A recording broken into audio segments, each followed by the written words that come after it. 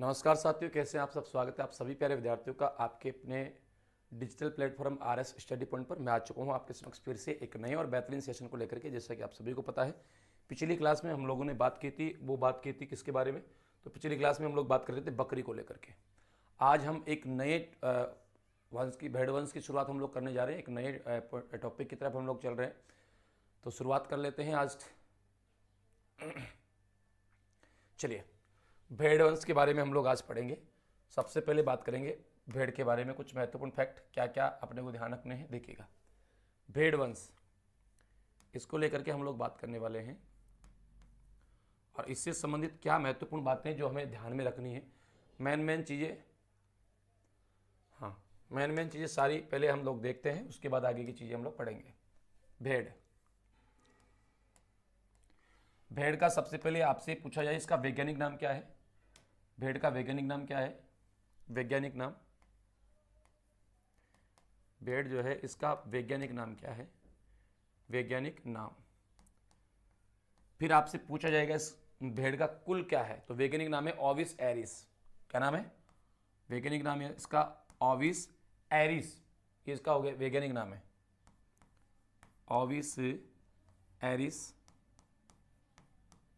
भेड़ का वैज्ञानिक नाम है। बात करें इसका कुल कौन सा है, तो कुल वही है जो बकरी का था, कुल वही है जो गाय का था। मतलब इन सभी का कुल एक ही है, बॉविडी। कौन सा है? बॉविडी। कुल है इसका बॉविडी। तो साथियों, अगर बात करते हैं कुल की, कुल तो है बॉविडी। अगर हम बात करेंगे वैज्ञानिक नाम की, तो वैज्ञानिक नाम क्या है इसका? ओविस एरिस। ओविस एरिस, ये आपकी भेड़ का वैज्ञानिक नाम है। इसमें गुणसूत्र कितने पाए जाते हैं? 54 गुणसूत्र। और विश्व में टोटल 200 भेड़ की नस्लें हैं, मान्यता प्राप्त नस्लें जो है वो 200 है, और भारत में 44 है। याद रखना, गुणसूत्र कितने पाए जाते हैं भेड़ में? गुणसूत्र, तो भेड़ में जो गुणसूत्र पाए जाते हैं इनकी संख्या साथियों 54 गुणसूत्र पाए जाते हैं। कितने गुणसूत्र? 54। अच्छा, विश्व में कुल भेड़ की नस्लें कितनी है? विश्व में कुल भेड़ की नस्लें, कुल भेड़ की नस्लें ये कितनी है? तो विश्व में टोटल जो भेड़ की नस्लें हैं वो है 200।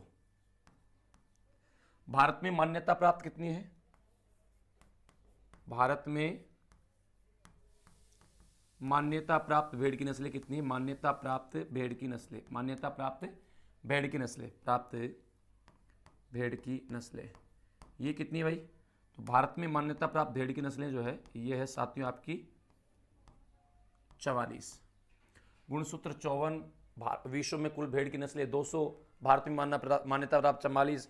इसको कहा जाता है, भेड़ को कहा जाता है परजीवियों का म्यूजियम। क्या कहते हैं? भेड़ को परजीवियों का म्यूजियम कहते हैं।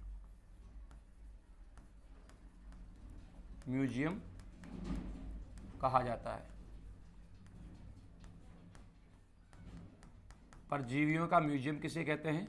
तो भेड़ को कहते हैं साथियों परजीवियों का म्यूजियम कहा जाता है। वो कहा जाता है आपके भेड़ को। अब हम यहाँ बात करें सबसे ज़्यादा भेड़ पाई कहाँ जाती है, राजस्थान का कौन सा स्थान है भेड़ की दृष्टि से?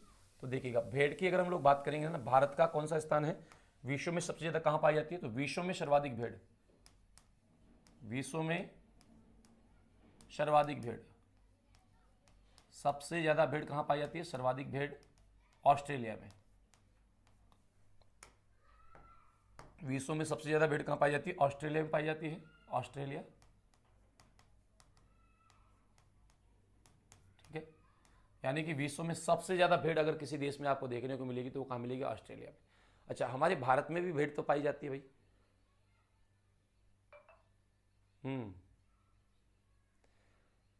जी, विश्व में सर्वाधिक भेड़ जो पाई जाती है वो ऑस्ट्रेलिया में पाई जाती है। अगर हम भारत की बात करेंगे ना, भारत में कहाँ पर पाई जाती है? भारत में सर्वाधिक भेड़, भारत में सबसे ज़्यादा भेड़ कहाँ पाई जाती है? सर्वाधिक भेड़, तो भारत में सर्वाधिक भेड़ जो पाई जाती है ये पाई जाती है तेलंगाना में। कहाँ पाई जाती है? तेलंगाना में पाई जाती है, तेलंगाना। लेकिन याद रखना, भारत में सर्वाधिक ऊन का उत्पादन कहाँ होता है? सर्वाधिक ऊन उत्पादन, ऊन उत्पादन ये कहाँ पर होता है? तो भारत में सबसे ज़्यादा ऊन का जो उत्पादन होता है ये होता है आपका कहाँ पर? राजस्थान में होता है। कहाँ होता है? राजस्थान में होता है। ऐसा क्यों भाई? देखो राजस्थान की अगर हम बात करेंगे ना तो राजस्थान पूरे भारत की 40% ऊन का उत्पादन करता है।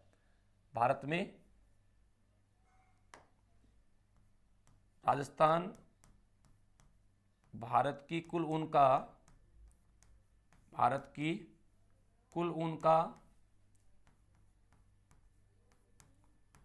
40% ऊन प्राप्त करता है। कुल ऊन की 40% ऊन उत्पादन करता है। मतलब जितनी ऊन यहाँ उत्पादित होती है उसकी 40% ऊन जो है अकेला हमारा राजस्थान उत्पादित करता है भारत की। जबकि राजस्थान में कौन करता है? राज्य में सबसे ज़्यादा ऊन कहाँ मिलती है? तो राजस्थान में मिलती है, जोधपुर में। राजस्थान में सर्वाधिक ऊन ये कहाँ मिलती है भाई? राजस्थान में सर्वाधिक ऊन जो प्राप्त होती है साथियों, ऊन ये मिलती है हमें बाड़मेर में, सॉरी जोधपुर में। जोधपुर राज्य में सबसे ज़्यादा ऊन उत्पादन कौन करता है? जोधपुर करता है। अब आपसे ये पूछ ले कि एशिया की सबसे बड़ी ऊन मंडी कहाँ है? एशिया की सबसे बड़ी ऊन मंडी तो ये राजस्थान में है। सबसे बड़ी ऊन मंडी, एशिया की सबसे बड़ी ऊन मंडी कहाँ है? ये आपकी बीकानेर में है। कहाँ है? एशिया की सबसे बड़ी ऊन मंडी जो है ये है साथियों आपकी बीकानेर जिले में है। जबकि ऊन विकास बोर्ड कहाँ है वो भी हम लोग बात करने वाले हैं। देखो इसका एक बार आप फटाफट से स्क्रीनशॉट निकाल सकते हैं, और वैसे तो आपको पीडीएफ इसकी मिलेगी, फिर भी अगर आप निकालना चाहें तो आप निकाल सकते हैं। भेड़ की जो कुल संख्या है भारत में वो कितनी है भाई? राजस्थान में कितनी है? इनके आवास को क्या कहते हैं? सारी चीज़ें हम लोग जानेंगे।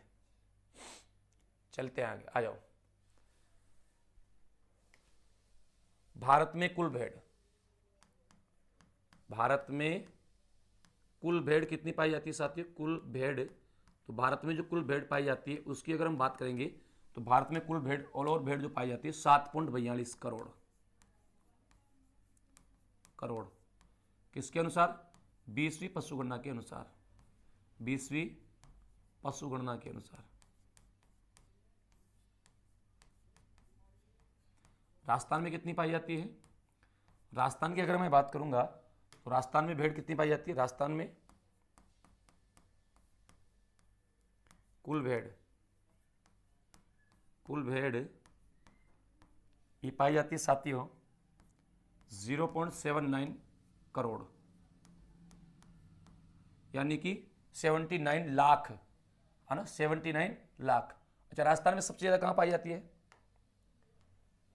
राजस्थान में सर्वाधिक भेड़ कहाँ पाई जाती है? राजस्थान में सर्वाधिक भेड़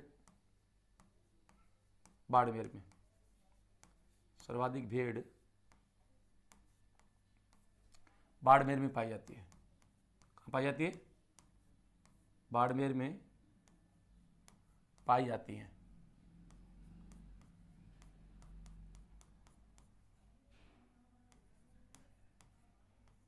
सबसे ज़्यादा भेड़ जो राजस्थान में पाई जाती है वो पाई जाती है बाड़मेर में। कहाँ पाई जाती है? बाड़मेर में पाई जाती है। ठीक है, अब हम बात करने वाले हैं सबसे कम कहाँ पाई जाती है? राजस्थान में न्यूनतम भेड़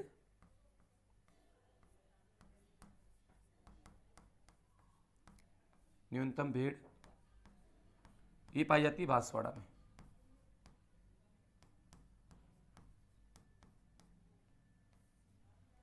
सबसे ज्यादा भेड़ जो राजस्थान में पाई जाती है, मच्छर परेशान कर देते हैं, बताओ। चलो, सबसे ज्यादा भेड़ पाई जाती है बाड़मेर में राजस्थान में, सबसे कम पाई जाती है वो पाई जाती है आपकी बांसवाड़ा जिले में पाई जाती है। अच्छा, भेड़ का गर्भकाल कितना होता है? भेड़ का गर्भकाल ये कितना होता है? भेड़ का गर्भकाल होता है 150 दिन।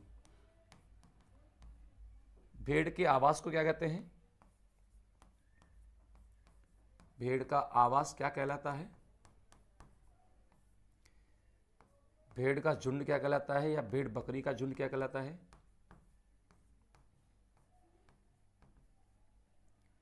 झुंड को क्या कहते हैं? देखो, अगर हम लोग बात करेंगे ना यहाँ पर भेड़ के आवाज़ को कहते हैं पेन। क्या कहते हैं? भेड़ के आवाज़ को कहते हैं पेन। और इनका आवाज़ जो, इनका झुंड जो कहलाता है वो कहलाता है ट्रिप। भेड़ और बकरी दोनों का ही जो झुंड होता है उसको कहते हैं ट्रिप। हाँ, भेड़ बकरी दोनों का झुंड क्या कहलाता है? ट्रिप कहलाता है। अगर हम बात करेंगे राजस्थान के संदर्भ में साथियों, राजस्थान का भारत में भेड़ों की दृष्टि से कौन सा स्थान है? याद रखना, राजस्थान, इधर लिखता हूँ, इधर लिखना चाहिए था ना, नहीं लिखा है क्या? चलो यहाँ लिख देता हूँ। राजस्थान भेड़ों की दृष्टि से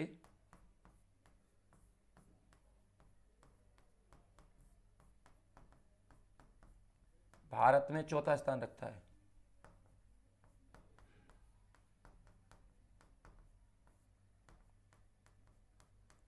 कौन सा नंबर पे है? चौथे नंबर पे है भारत में। भेड़ों की दृष्टि से अगर हम बात करेंगे राजस्थान के बारे में, तो राजस्थान का कौन सा स्थान आता है साथियों? चौथे स्थान पर हमारा राजस्थान आता है। अब यहाँ इससे संबंधित कुछ संस्थान हैं, उनके बारे में भी हमसे क्वेश्चन पूछे जाते हैं। क्या क्या क्वेश्चन उनसे हमसे पूछे जाते हैं वो देख लेते हैं हम लोग एक बार। देखिए, जैसे आपसे पूछा जाएगा ऊन विकास बोर्ड कहाँ है? ऊन विकास बोर्ड ये कहाँ है? ऊन विकास बोर्ड है आपका जोधपुर में। राजस्थान में ऊन विकास बोर्ड कहाँ है? जोधपुर में है। वैसे ही आपसे पूछ लिया जाए केंद्रीय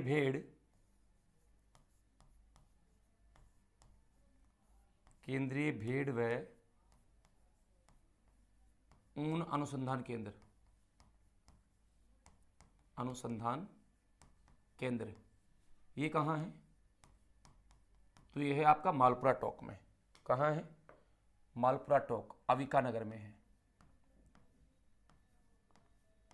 अविका नगर, और ये अविका नगर कहाँ पड़ता है? ये पड़ता है मालपुरा में। और मालपुरा कहाँ पड़ता है? ये पड़ता है टोक में। ठीक है। आपसे पूछ ले भेड़ ऊन शिक्षण संस्थान, भेड़ ऊन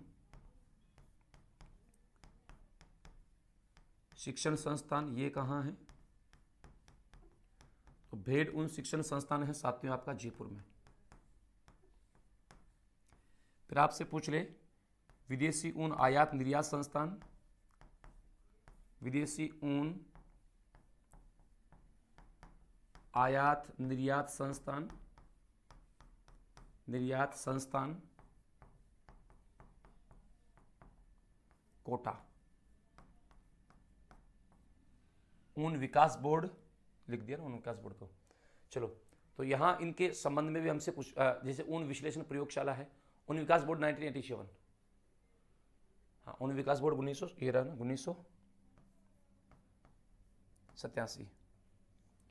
ऊन विकास बोर्ड 1987। और ऊन शिक्षण जो ऊन विश्लेषण प्रयोगशाला है ये कहाँ है? केंद्रीय ऊन विश्लेषण प्रयोगशाला ये जयपुर, माफ चाहूँगा, बीकानेर में। केंद्रीय ऊन विश्लेषण प्रयोगशाला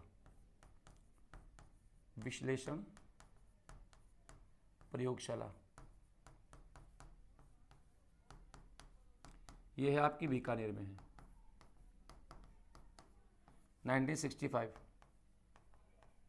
स्थापना 1965। हाँ, और भेड़ प्रजनन केंद्र कहाँ पर है? तो वो आपका सीकर में, फतेहपुर सीकर में। इधर लिख देंगे क्या? भेड़ प्रजनन केंद्र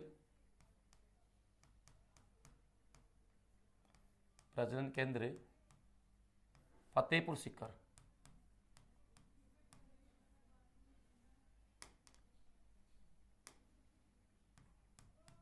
फतेहपुर सीकर में है। ठीक है, चलो भाई।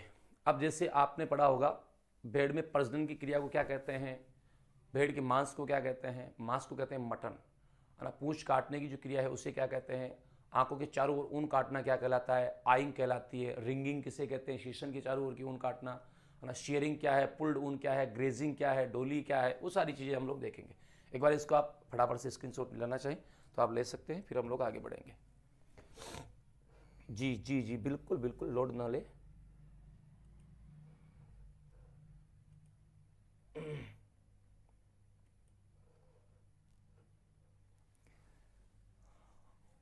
देखो, अब हम आगे जो देखने वाले हैं यहाँ पर भेड़ के बारे में और क्या महत्वपूर्ण फैक्ट हमें यहाँ से ध्यान रखने हैं।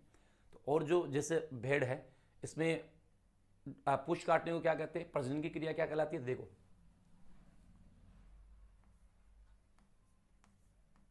भेड़ में प्रजनन, प्रजनन की क्रिया,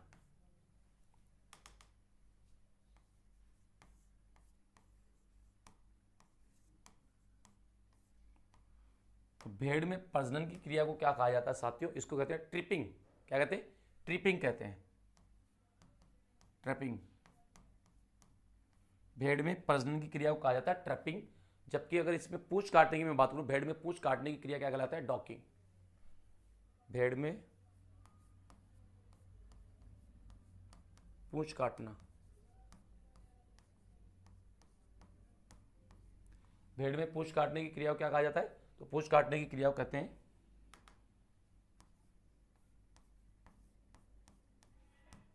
डॉकिंग। पूंछ काटने की क्रिया डॉकिंग ये कहलाता है। और मटन क्या है, इसका मांस को कहते हैं मटन, इसको कहते हैं डॉकिंग। भेड़ का मांस क्या कहलाता है, भेड़ का मांस, भेड़ के मांस को कहते हैं मटन। क्या कहते हैं, मटन कहते हैं। भेड़ की ऊन काटना,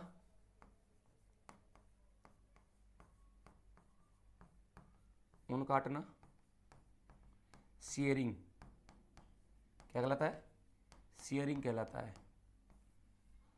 आइंग क्या है, आइंग, तो भेड़ की आंखों के चारों ओर से ऊन काटना क्या कहलाता है, भेड़ की आंखों के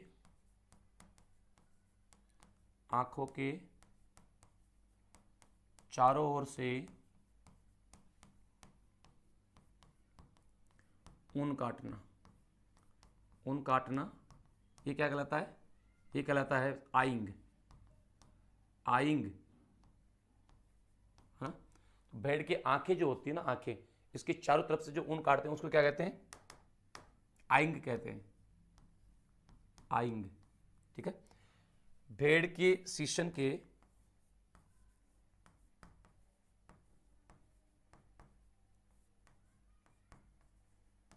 चारों ओर से ऊन काटना, रिंगिंग, ये क्या कहलाता है, रिंगिंग कहलाता है। भेड़ का जो शीशन है, मूत्र द्वार, वहां के आसपास से जो ऊन काटना है उसको क्या कहते हैं, रिंगिंग कहते हैं। जबकि मरी हुई भेड़ से ऊन प्राप्त करने को क्या कहते हैं, पुल्ड ऊन। मरी हुई भेड़ से ऊन प्राप्त करना, ऊन प्राप्त करना ये कहलाती है पुल्ड ऊन, पुल्ड ऊन उसको कहते हैं। ग्रेजिंग क्या है, भेड़ का चारा खाना क्या कहलाता है, ग्रेजिंग। भेड़ का चारा खाना कहलाता है ग्रेजिंग, भेड़ का चारा खाना ये कहलाता है ग्रेजिंग। क्या कहते हैं, तो उसको कहते हैं ग्रेजिंग। भेड़ का चारा खाना ये कहलाती है साथियों ग्रेजिंग। तो उसके कुछ महत्वपूर्ण फैक्ट सीधे सीधे जो यहाँ से बनते हैं, हमारे पूछ लिए जाते हैं, वो कुछ इस टाइप से आपके सामने आ सकते हैं, पूछे जा सकते हैं। तो अपने को अच्छे से इसके बारे में, इनके बारे में भी ध्यान में रखना है। चलो निकाल सकते हैं आप, इसका फोटो वोटो निकालना है तो निकाल लीजिएगा। हाँ, प्रसव लैम्बिंग, लो, लैम्बिंग, लैम्बिंग का मतलब क्या होता है, भेड़ में प्रसव की क्रिया, भेड़ में प्रसव या ब्याने की क्रिया जो है इसको क्या कहते हैं, तो प्रसव या ब्याने की क्रिया को कहते हैं लैम्बिंग। जी हाँ, चलो निकाल लिए क्या,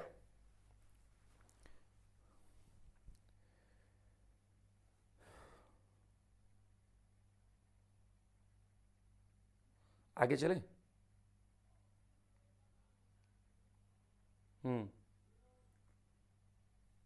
झुंड को तो लिखवा दिया ना, दिखाते हैं एक बार।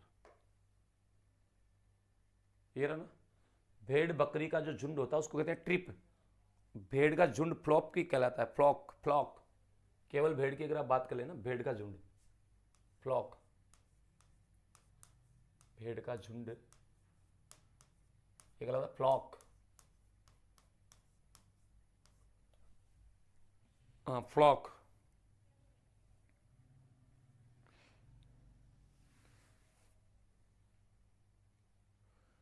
चले आगे आ जाओ। भेड़ की जो बोलने की प्रक्रिया है या बोलने की जो क्रिया है उसे क्या कहते हैं? भेड़ की बोलने की क्रिया को क्या कहते हैं? देखो,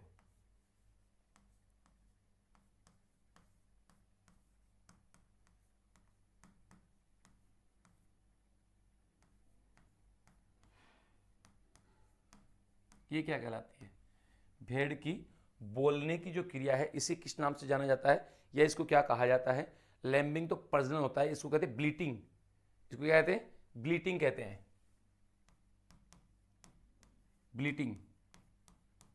भेड़ के बोलने की जो प्रक्रिया है या बोलने को क्या कहते हैं? ब्लीटिंग कहा जाता है। तो रेम क्या है? भेड़ का जो वयस्क नर है, हाँ भेड़ का जो वयस्क नर है इसको कहते हैं रेम। नहीं, रेम ईव, ईव मादा नर होगी। देखो, रेम एक तो होता है रेम, एक होता है ईव। ईव क्या है और रेम क्या है? रेम का मतलब तो होता है भेड़ का वयस्क नर, भेड़ का वयस्क नर जो है, वयस्क नर, इसको कहते हैं रेम। ईव का मतलब है भेड़ की वयस्क मादा, वयस्क मादा, ये कहलाती है ईव। तो नर और मादा जो वयस्क हो उनको क्या कहा जाता है? रेम और ईव के नाम से उसको हम लोग जानते हैं। हाँ, जवान नर को रेम लैम्ब कह देते हैं।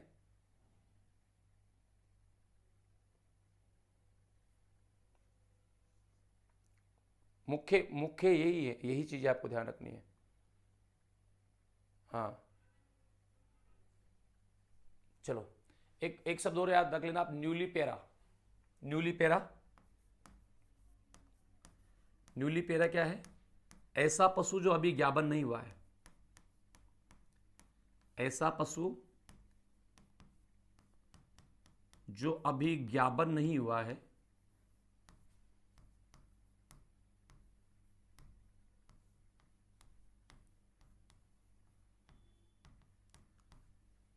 प्रीसीपेरस। ये क्या है? तो प्रीसीपेरस के मैंने आपको बता दिया था, ऐसी मादा पशु जिसने पहली बार गर्भित होकर के पहली बार बच्चा दिया है ना? हाँ चलो आगे चले। Ram lamp, lamb sorry lamb, ram lamb एक ईव लैम्ब। लैम्ब का मतलब क्या होता है? रेम लैम्ब ईव लैम्ब, इसका मतलब क्या होता है भाई? तो इन दोनों का अगर मैं अर्थ को लेकर के बात करता हूं, इस किसको कहा जाता है? तो ये जवान नर जो होता है ना, जवान नर, यानी कि जो भेड़ में जो जवान नर होता है ना, एक तो होता है वयस्क। तो वयस्क वाले को तो क्या कहते हैं? उसको तो कहते हैं रेम। लेकिन भेड़ में जो जवान नर है, जो अभी वयस्क नहीं है, उसको कहते हैं रेम लेब। और भेड़ में जवान मादा, इसको क्या कहते हैं? तो इसको कहते हैं ईव लैम्ब। इसको क्या कहते हैं? इसको कहा जाता है ईव लैम्ब।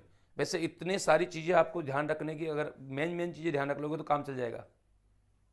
हाँ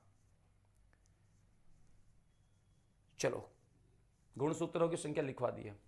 अभी हम आगे बात करेंगे इसकी नस्लों की। इसकी फोटो खींच लो एक बार, फिर हम लोग इसकी जो मुख्य नस्लें हैं उनको लेकर के बात करेंगे। भेड़ की मुख्य नस्लें कौन कौन सी है और राजस्थान में मुख्य रूप से कौन कौन सी भेड़ की नस्लें जो है वो पाई जाती है, कौन कौन सी प्रसिद्ध है।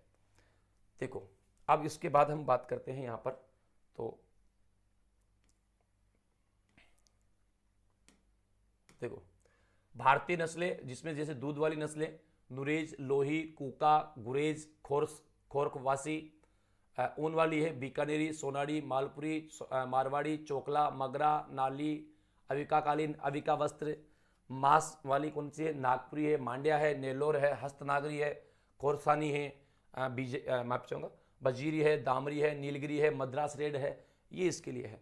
अब इनको हम एक एक के बारे में बात करेंगे। जैसे सबसे पहले हम मारवाड़ी की बात करें, मारवाड़ी की क्या विशेषता है, मुंह काला होता है, क्या क्या इसकी विशेषताएं होती है, ये चीज़ें हम लोग देखेंगे। लेकिन आज के इस सेशन को हम लोग यही थोड़ा रोकने वाले हैं, क्योंकि अभी एक दो भेड़ होगी और बाकी नहीं हो पाएगी। इसीलिए मैं चाहता हूं कि भेड़ हम कल के सेशन में देखें। लगभग भेड़ की नस्लें जो है सारी की सारी हम लोग कल के सेशन में कर लेंगे। तो आज के हमारे इस सेशन को मैं यही विराम दूंगा और मैं मिलूंगा कल के आपके बेहतरीन सेशन में। आज थोड़ा सा सेशन छोटा हुआ है किसी कारणवश।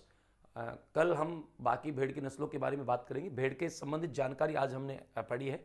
कल हम भेड़ की नस्लों को लेकर के बात करेंगे, कौन कौन सी नस्लें हैं, कौन मांस के लिए प्रसिद्ध है, कौन लंबी दूरी तय करने के लिए, कौन दूध के लिए, कौन किसके लिए प्रसिद्ध है, उनके लिए कौन सी प्रसिद्ध है, वो सारी चीज़ें हम कल की क्लास में देखने वाले हैं। तो आज के सेशन को यही विराम देते हैं, मिलते हैं कल। तब तक के लिए आप सभी साथियों को नमस्कार, राम राम, धन्यवाद।